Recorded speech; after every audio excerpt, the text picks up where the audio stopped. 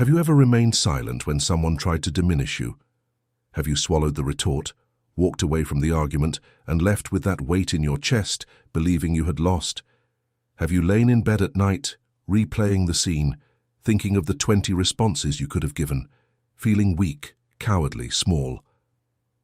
Then pay attention to what I am about to tell you now, because this single truth will dismantle everything you have believed about yourself until today. That silence was not defeat. That silence was the first visible sign of a royalty that dwells within you and refuses to negotiate its essence for cheap validation. And if you stay here for the next few minutes, you will understand exactly why your silence scares people more than any scream, why your stillness provokes such a reaction in those around you, and why all of this is proof that you carry within you something the world is not yet prepared to recognize. But before continuing, I must ask you a question that will hurt. How many times have you looked in the mirror and not recognized yourself? I am not talking about appearance. I am talking about that sensation of living someone else's life, of wearing a role every day like a tight costume that suffocates you, but which everyone thinks fits you perfectly. You smile at work, fulfill your obligations, keep the house standing, care for those in need. But inside, there is a voice that repeats without ceasing, "This is not me, this is not everything. There is something greater I should be doing." If you identified with this, do not close this video. Because what you have just described to yourself is not an existential crisis. It is not ingratitude, it is not depression, it is recognition. It is your soul waking up inside a body that was built for a mission that goes far beyond what anyone around you can see. And the fact that you are hearing this now, at this exact moment, is no coincidence.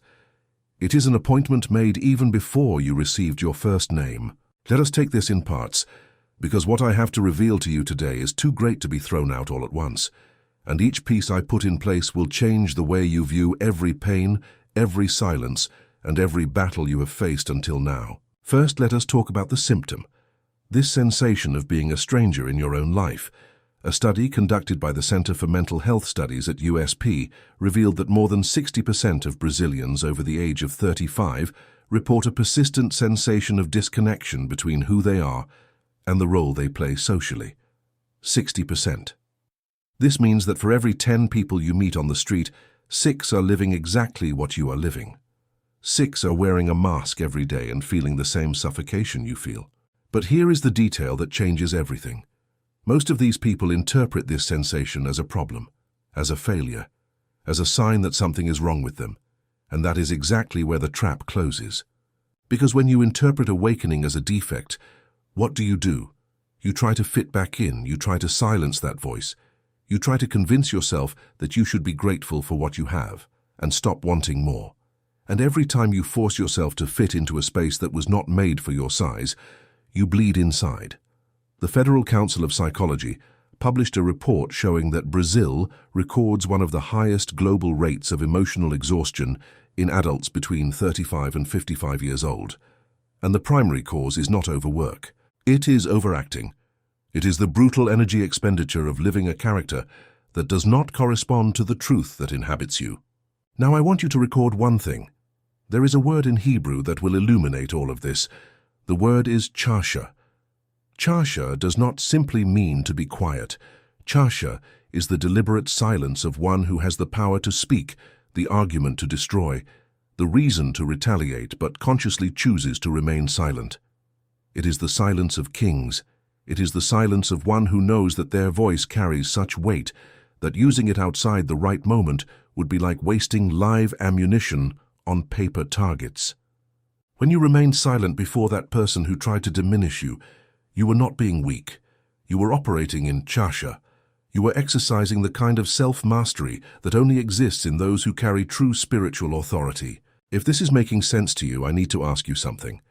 Subscribe to this channel now, because what comes next is even deeper, and I want to be sure you receive every message prepared for your journey. Press the subscription button and stay with me. Now let us go to the second layer.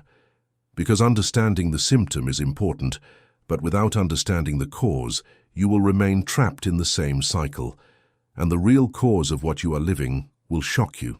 Have you ever stopped to think why certain people provoke so much opposition? Why some lives seem to attract a disproportionate level of difficulty?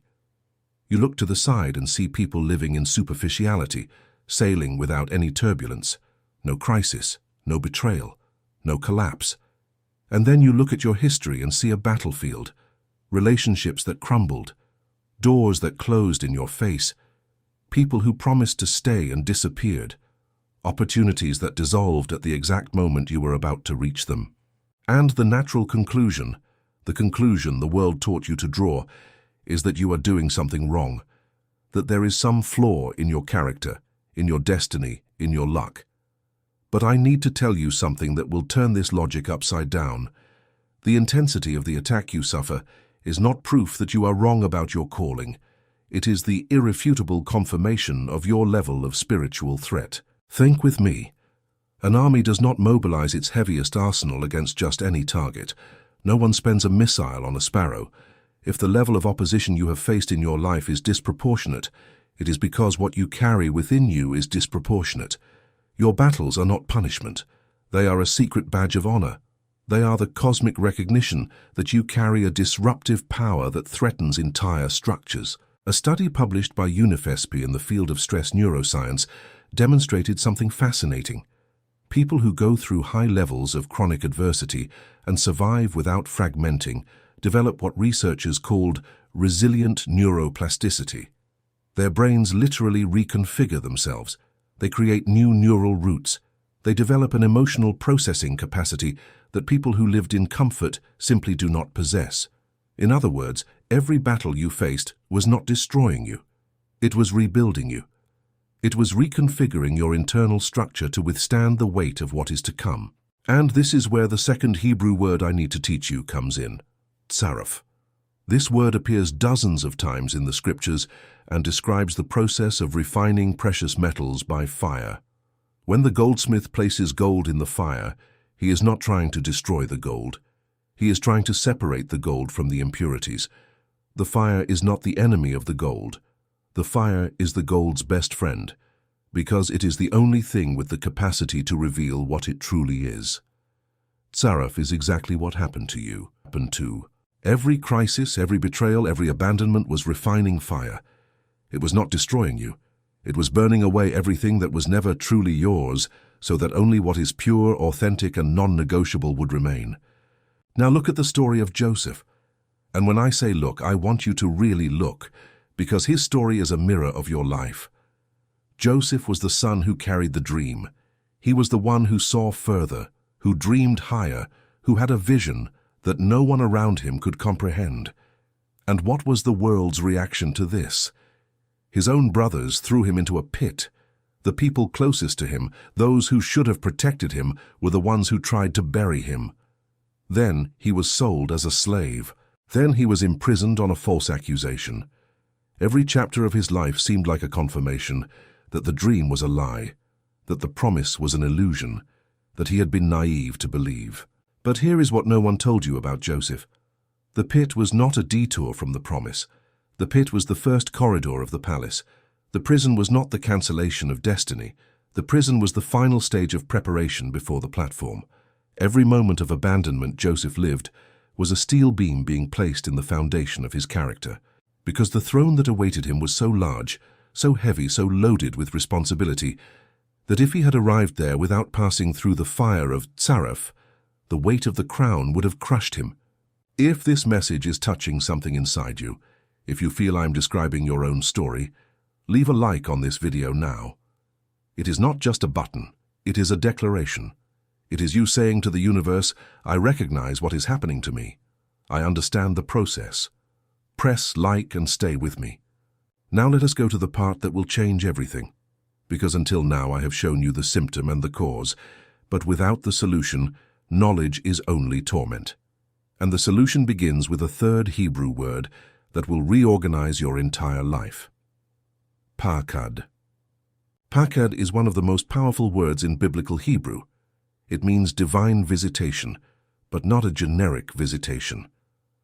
Pakad describes the exact moment when the Creator looks at a specific life, at a specific moment, and decides that the time has come. It is the instant when the cycle of preparation ends and the cycle of manifestation begins. Pakad was what happened to Joseph when Pharaoh sent for him in prison. No one asked. No one lobbied. No one opened a door. God himself moved the heart of a pagan king to take Joseph out of oblivion and place him on the second most powerful throne in the known world. And I need you to understand why I am telling you about Pakad now, because this is your moment of Pakad. It is no coincidence you are here. It is not an algorithm. It is not chance. It is visitation.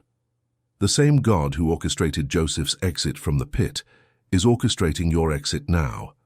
And the proof of this is that while you hear these words, something inside your chest is reacting. Something that was dormant is moving. Something you tried to silence for years is lifting its head and saying, it is true, this is it. I always knew. Now many people get this far and ask, okay, but what do I do with this? How does this translate into my practical life? And that is exactly what I am going to give you now. The first thing you need to do is stop punishing yourself for the silence. Every time you chose not to retaliate, every time you walked away from an argument, every time you swallowed the answer and left, you were exercising chasha. You were operating at the frequency of royalty. A study from PUC São Paulo in the field of behavioral psychology showed that people who practice verbal restraint in moments of conflict present significantly higher indices of emotional intelligence and long-term leadership capacity. In other words, the behavior they made you believe was weakness is exactly what identifies high-caliber leaders. The second thing is to stop measuring your life by the criteria of those who were never called to what you were called to. You are comparing yourself with people who have completely different trajectories. It is like comparing the speed of a plane on the takeoff runway with that of a car on the road. The car seems faster while the plane is accelerating on the ground, but when the plane takes flight, the car becomes an invisible dot in the rearview mirror. You are on the runway. You are accelerating. And the fact that you have not yet taken off does not mean you will not fly. It means the power you carry requires more runway. I need to open a parenthesis here to talk about another person who lived exactly this David. Before being king, David was a shepherd of sheep, the most invisible, most silent, most ignored job in that society. When the prophet Samuel went to David's father's house to anoint the next king, his own father did not even bother to call David. He was so far off his own family's radar that he was not even considered a candidate. But here is the detail. No one shows you. It was exactly in that invisibility that David developed the skills that would make him king. It was caring for sheep in the silence of the field that he learned to fight lions and bears. It was in solitude that he composed the psalms that would sustain entire nations for millennia. The place that seemed like oblivion was in fact the palace training room. Researchers from FGV published a study on leadership trajectories in Brazil that revealed something impressive.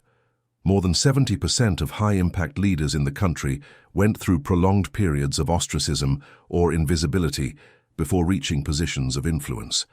The pattern is clear.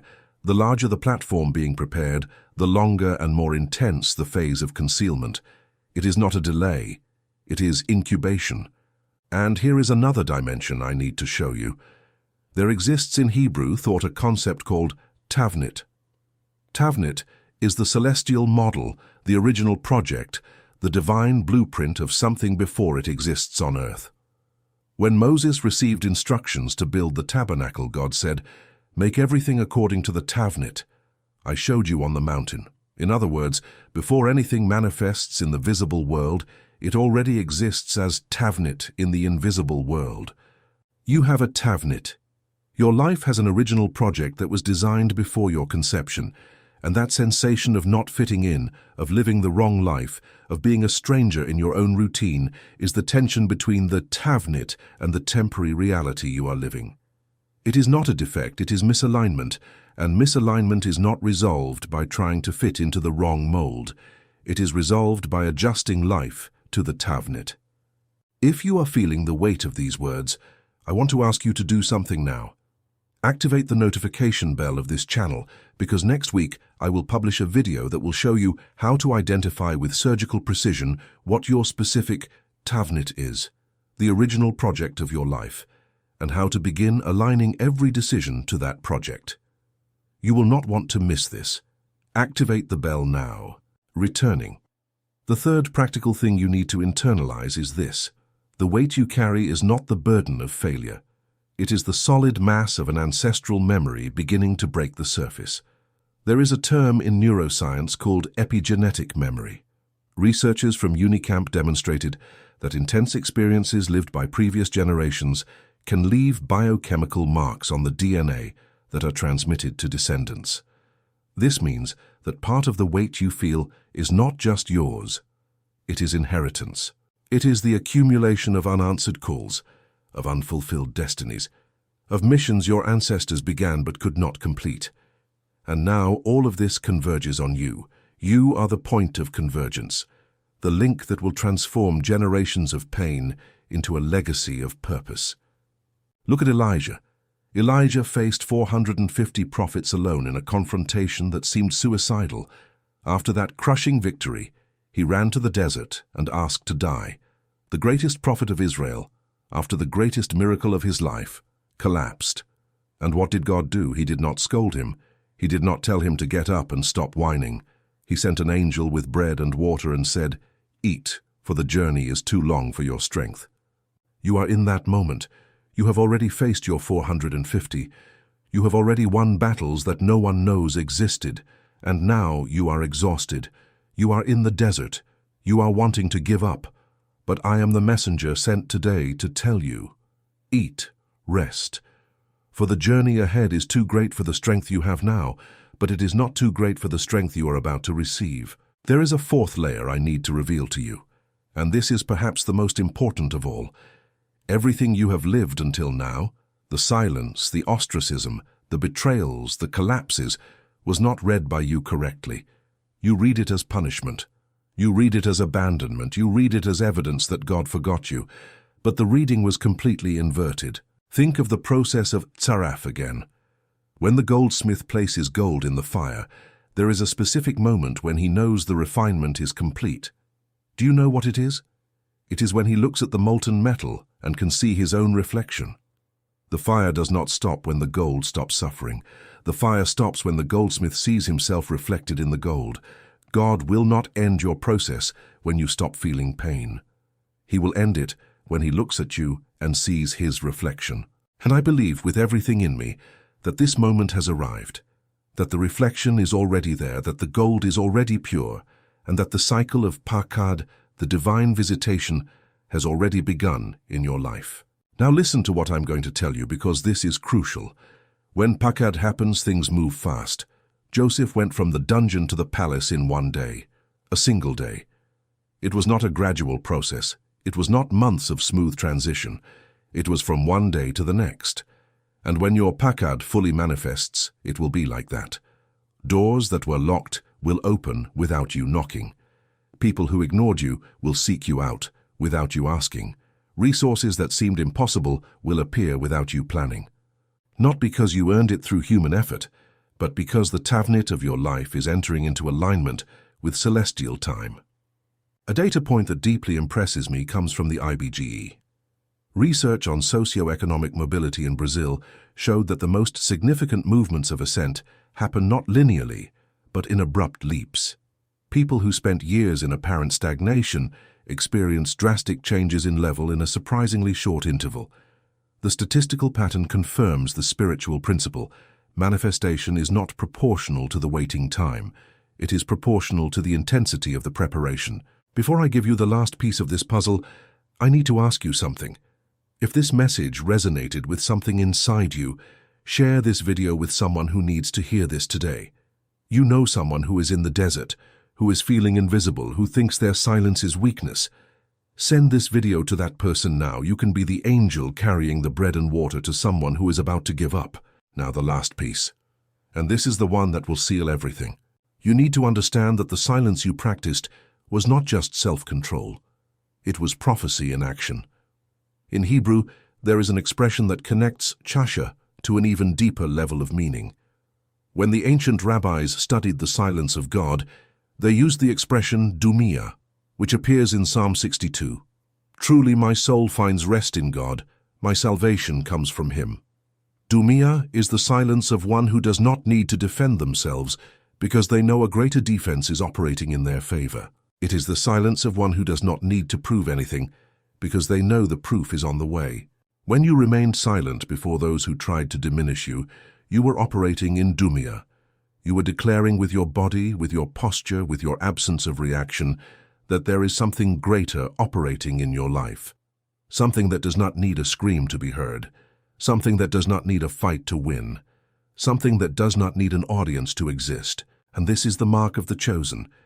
It is not eloquence, it is not visibility, it is not applause, it is silence loaded with power. It is the stillness that makes one tremble. It is the absence of reaction that screams louder than any word. Researchers linked to the field of nonverbal communication at UniFesp discovered that strategic silence in conflict situations is perceived by others as an indicator of high confidence and authority. People who remain silent in moments of provocation are evaluated, even unconsciously, as more reliable, more secure, and more powerful than those who react impulsively. In other words, when you were silent, the people around you felt your authority. Even if they tried to interpret it as weakness, their bodies and unconscious minds registered the truth. That person who remained quiet is dangerous. Not dangerous in a destructive sense. Dangerous in the sense that they carry something that cannot be controlled, manipulated, or diminished. You are that kind of danger. You are the kind of presence that does not need to announce itself to be felt. The kind of calling that does not need human validation to be real. The kind of destiny that does not need earthly permission to manifest. And now at this moment, as you hear the final words of this video, I want you to do something. I want you to take a deep breath. I want you to place your hand on your chest, and I want you to say out loud or in silence, I recognize who I am. I accept my calling. I stop punishing myself for the process, and I prepare myself for the pakad that has already begun. The pit is over. The prison is over. The desert is over.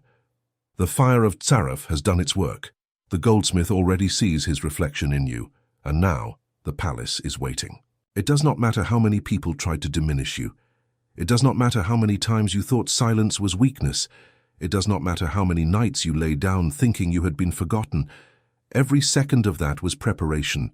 Every tear was foundation. Every abandonment was divine architecture.